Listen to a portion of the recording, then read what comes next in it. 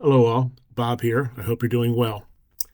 This video is going to describe really what we're going to be doing in the next 2 weeks and the final 2 weeks of this course.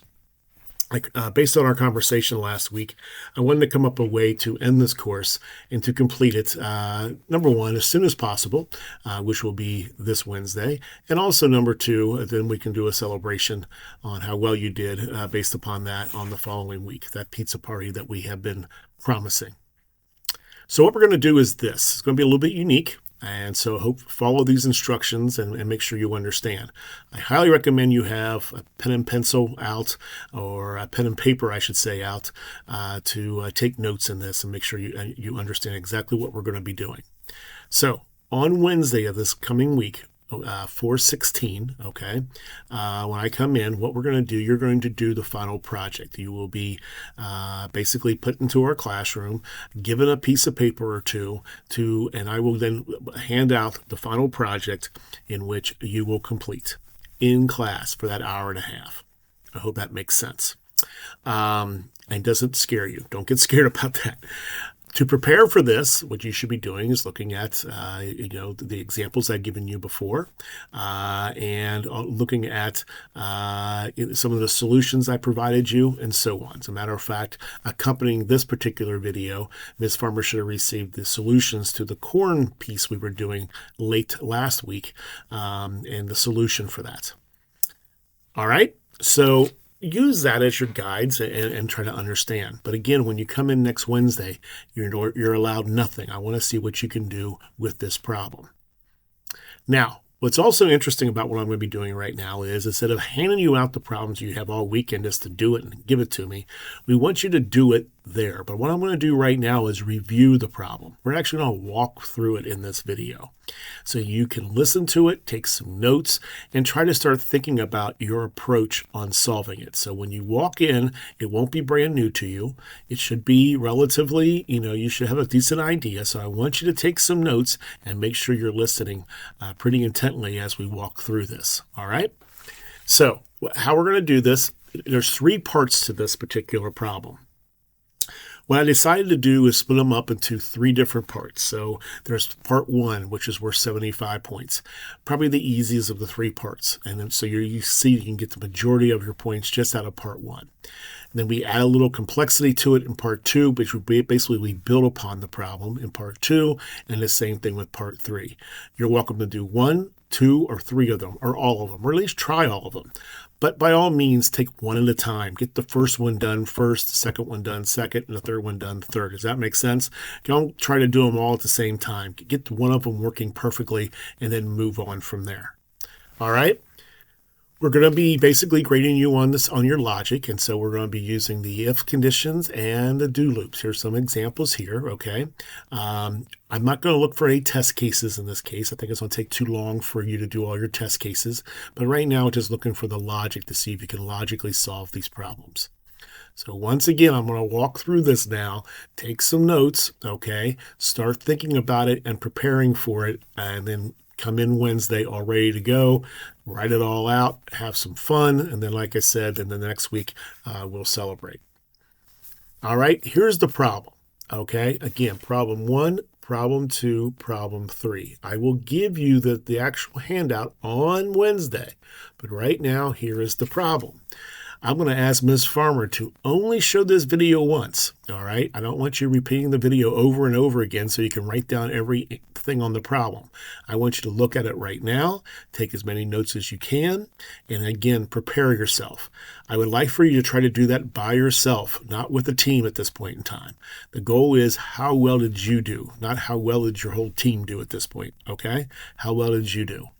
All right, here we go. So part 1, Mr. Furley owns a one apartment that he rents. So Mr. Furley owns an apartment. He usually rents it. His usual rent is due every month except July and December. For those months, Mr. Furley gives his renters 50% credit. So they only owe half of the usual amount. I want you to design a solution that will print 12 payment coupons. Each coupon should contain 1 through 12 and the amount of rent due. Okay, so when complete part one, the most efficient way of completing this algorithm is it should contain no more than 11 lines of code. Okay, if you exceed more than 13, you might be going off on a tangent. And so in this case here, all you need to do is you're going to accept, okay, so your input to this, I want you to know, will be how much the rent is. So the rent will actually come into this algorithm. And then as you see here, as you're looping through doing these monthly tickets, if you will, or these coupons, all right, July and December get half price. So those coupons should reflect that. Does that make sense? I'm going to pause for a second, let you look at this a little bit more, okay? But I'm going to move on a little bit so you don't keep copying, all right? Part two, then, I want you to complete that. If you get part one done, you got 75 points. Congratulations, you're doing great. Part two, then, you're going to add on to the solution. Then now we're going to say Mr. Furley owns an apartment building. Up here, he owns one apartment. Now he owns an apartment building, and the building contains 15 units that he rents. The usual monthly rent for apartments numbered 1 through 9 in each building is $700. The monthly rent for apartments 10 through 15 are $850. We'll assume they have more bedrooms or more square footage. The usual rent is due every month except on July and December, when he gives a 50% credit, so the same thing as part 1. So they owe only half the amount. Design a solution that would print 12 payment coupons for each of the 15 apartments. So there's going to be, you got to think about this, how you're going to, again, this is an addition. How can I say? You're building on the part 1. Once you get part 1 done, that will still be relevant. Matter of fact, it's part of this solution too. You're going to build upon that to do this. So you have an apartment, 12 coupons. Now what you're going to do is do it for a whole apartment complex, apartment building.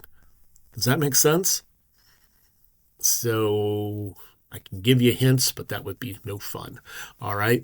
But think about it. You're doing a coupon for each apartment, but then you're doing it for multiple apartments within an apartment building. Okay. So take a look at that, and let's move on to the next one.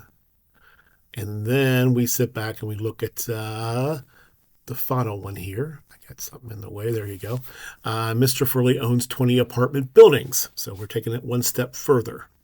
And so in this case here, each building contains 15 units he rents. So we had an apartment in part 1 for 12 payment slips. Then we had an apartment building.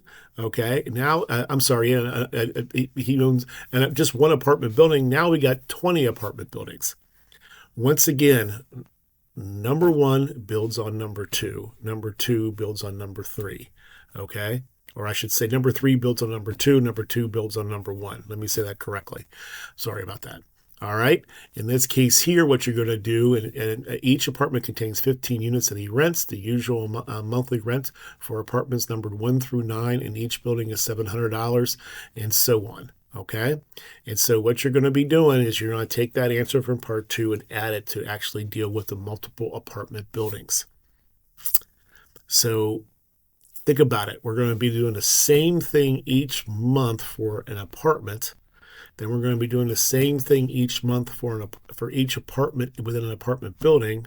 And then we're going to be doing the same thing each month for each apartment within an apartment building within a complete apartment complex of 20 or more. Does that make sense? Can you see that logic in your head? I want you to think about it. Once again, let's go back and look at the grading. 75 points for problem 1. So that's the one you want to really nail and get that done. Problem 2's were 15 points. You get those 2 done, you already got a 90. Yeah, you're good, looking good. And if you want to try the third one, it's there. When it's all said and done, number 3 builds on number 2. Number 2 builds on number 1. I hope this makes sense. I hope this helps a little bit. Okay. So you're just basically building these things out from just one apartment with 12 slips to multiple apartments, 12 slips for each one, to multiple buildings with multiple apartments with 12 slips for each one. Do you see that logic? Think about that after you listen to this. kind of think through your head how you would approach it, and then come ready to solve the problem on Wednesday. With that, I look forward to seeing you next week. Take care.